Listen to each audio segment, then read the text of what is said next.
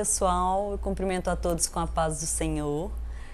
Mais uma vez a gente está começando um outro programa que eu tenho certeza que vai impactar a sua vida. Eu gostaria de te agradecer por estar aqui com a gente, acompanhando mais um episódio do nosso programa. A aliança com você foi feita para você. Esse programa foi gerado através de muita oração, de muito tempo de preparação, e foi feito pensando em abençoar a sua vida, como a vida de todos aqueles que estão envolvidos na produção dele. E hoje eu queria começar de uma forma diferente, eu queria começar falando para vocês um pouquinho do que Deus tem ministrado ao meu coração, tem falado ao meu coração com relação à grandeza dele. Todo mundo que tem uma vida espiritual ativa já ouviu falar, já ouviu alguma pregação, já leu alguma passagem na Bíblia sobre a magnitude de Deus, o quanto ele é grande, o quanto ele é bom, e que a gente serve a um Deus do impossível. Mas muitas vezes a gente não sabe como é esse Deus, ou a gente não consegue mensurar o tamanho dessa grandeza. E ele realmente é o Deus de milagres, ele realmente é um Deus do impossível. E o testemunho que a gente vai contar aqui hoje mostra isso. O Senhor tem um plano para a sua vida, Ele tem algo muito maior do que você possa imaginar, preparado para a sua vida. Esse plano já está pronto, desde quando você estava lá no ventre da sua mãe. Ele já tinha te escolhido, já tinha te separado e já tinha preparado todo o caminho para você. Mas isso não quer dizer que você é predestinado a que as coisas já estejam prontas na sua vida. Você vai escolher, porque Ele é tão bom e Ele te ama tanto que Ele te dá a opção de escolha. Mas a partir do momento que você escolhe servir, Ele consegue te tirar dos lugares mais inesperados, dos problemas mais difíceis, das situações mais complicadas. Ele consegue colocar em prática na sua vida o plano inicial que Ele tinha para você. Para mim é muito difícil estar aqui no Aliança com você hoje, porque não era o meu plano, não era o desejo do meu coração, não era a minha vontade, mas era o plano do Senhor para a minha vida. E Ele veio me curando, me tratando, até que eu pudesse chegar aqui hoje. E Ele pode fazer isso na sua vida, assim como Ele faz na vida de todo mundo que permite que Ele haja. E na história que a gente vai contar para vocês aqui hoje também foi assim. A gente está aqui hoje com a missionária Elisângela Almeida. Oi, Elisângela, é um prazer te receber aqui. Prazer, uma honra estar aqui mais uma vez com você. Não, muito bom mesmo. A Elisângela, a gente contou o testemunho dela há algum tempo atrás na revista Aliança, ainda era a revista impressa, nem era o portal. E a gente contou o testemunho dela e foi, para mim, pessoalmente, o testemunho mais difícil de escrever até hoje. Foi um testemunho que me impactou muito. Eu chorei muito para escrever. Para fazer aqui hoje eu vou precisar me controlar muito, porque realmente é uma história que transforma vidas, né? Elisângela, o Senhor transformou a sua vida de uma forma sobrenatural e tem te usado hoje de uma forma sobrenatural, né? Hoje você é uma missionária, uma serva do Senhor, uma missionária da Igreja Batista Deus é Fiel, do Itapuã, né? Sim. Mas a sua história começou muito longe disso, né? A sua realidade começou num outro mundo, digamos assim, uma coisa muito diferente disso, né? E veio desde a sua infância, né? Do final da sua infância, do início da sua adolescência, né? Como que era a sua vida nessa fase, Elisângela? Então, Carol, como você disse, hoje eu sou missionária, mas nem a minha vida toda não foi assim, né? Nunca tive, não nasci um berço cristão, um lar evangélico, mas o Senhor me alcançou e eu tive essa oportunidade de ter um encontro real com o Senhor. Glória a Deus. E quando eu nasci em fazenda, em roça mesmo, né? Tem todos os chamados de quem nasceu na roça. E aí, com meus 13 anos de idade, eu senti a necessidade de mudar de vida. Era uma vida difícil? Eram muitos filhos, muitos irmãos? Difícil, né? A gente morava numa fazenda onde tinha todos os nossos parentes, avós, tios, todo mundo morava juntos. E ali era uma vida muito sofrida e difícil. E eu sentia a necessidade, porque lá era assim, a pessoa crescia e quando chegava uma certa idade, 13, 14, 15 anos, queria vir para uma cidade grande. E eu via todo mundo indo para a cidade grande. Então eu tinha esse desejo no meu coração, eu tinha essa vontade. Então eu pensava comigo, eu vou para a cidade grande, vou trabalhar e vou poder ajudar os meus pais financeiramente melhor. E foi o que eu fiz, né? Com 13 anos, assim, eu fui embora de casa, saí de casa. Mas você saiu, assim, com a concordância dos seus pais? Eles te apoiavam? Ou você simplesmente falava, vou sair e foi? Eu sempre fui uma jovem rebelde. Então, assim, meu pai falava não, pra mim era sim. Se ele falasse sim, pra mim era não. Então, eu ia mesmo. Então, assim, ele consentindo ou não consentindo, eu fui embora. Com 13 anos? Com 13 anos. Né? Achava que já era adulta e fui embora. Fiquei um tempo em Governador Valadares, mais ou menos uns 5, 6 meses. E tive uma proposta de emprego para trabalhar de babá em Belo Horizonte. E aí eu aceitei. Fiquei mais ou menos uns 3 a 4 meses em Belo Horizonte. E quando eu tive uma outra oportunidade de emprego em Sete Lagoas, isso aí eu já estava com quase 14 anos, e eu vim para Sete Lagoas. Né? Só que quando eu cheguei em Sete Lagoas, a proposta de emprego que eu achava que era, não era exatamente... Você achou que era para ser babá também, ou casa de família, alguma coisa assim? Ou babá, ou casa de família, mas acabou que quando eu cheguei não era o emprego dos meus sonhos.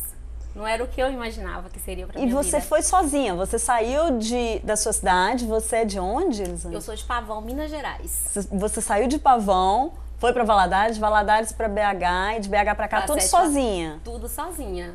E nem sempre de ônibus. E carona. Né? De carona. Pedia carona, era com caminhoneiro, era com carro de passeio. E até conseguir chegar em Sete Lagoas. E quando você chegou aqui, o que era essa oportunidade de trabalho? Como é que era? O que estava te esperando aqui? A moça que me fez o convite, ela falou comigo, vamos trabalhar, você vai ganhar vai ser um bom salário. E aí, como era, o meu desejo era esse de ter um salário, de receber, ter uma vida financeira melhor, eu não pensei 2 vezes em vir para Sete Lagoas.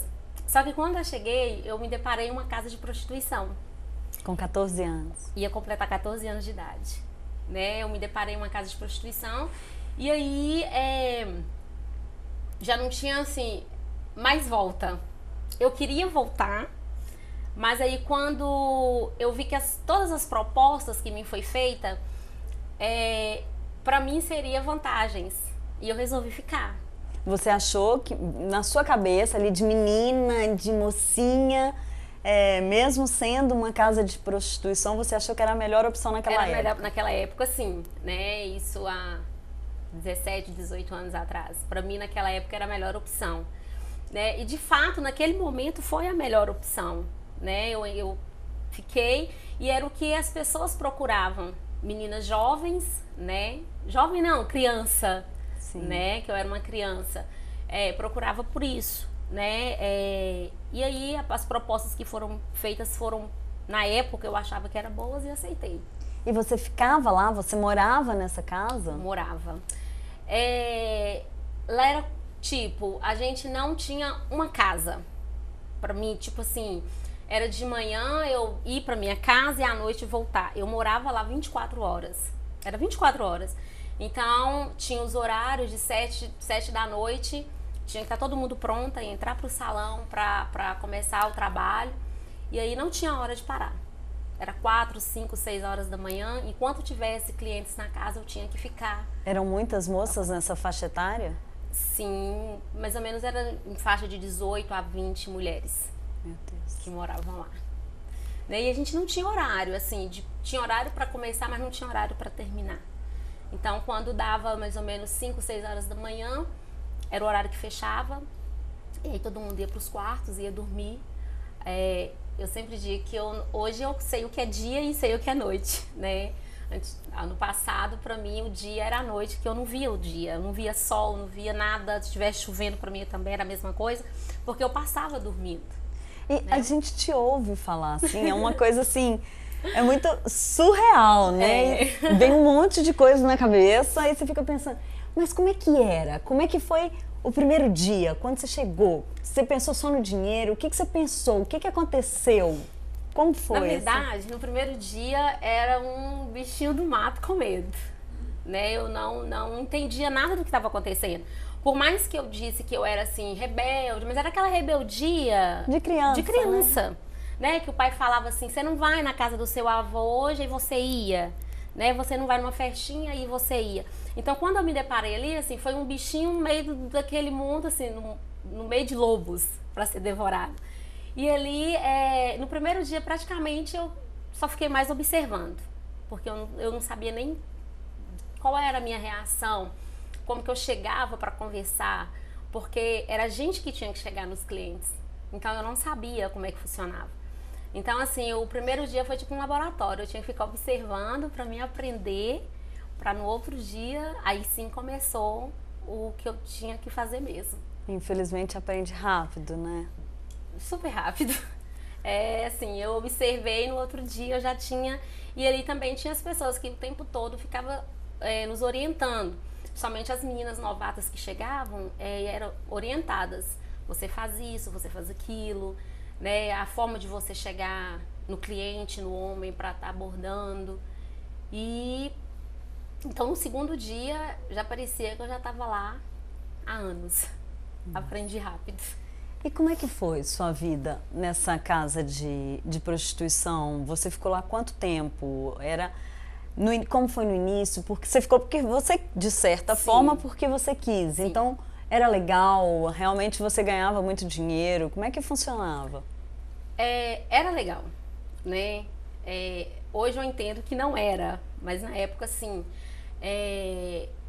a gente ganhava, hoje, se fosse olhar, era de 2 a 3 mil reais por semana, né?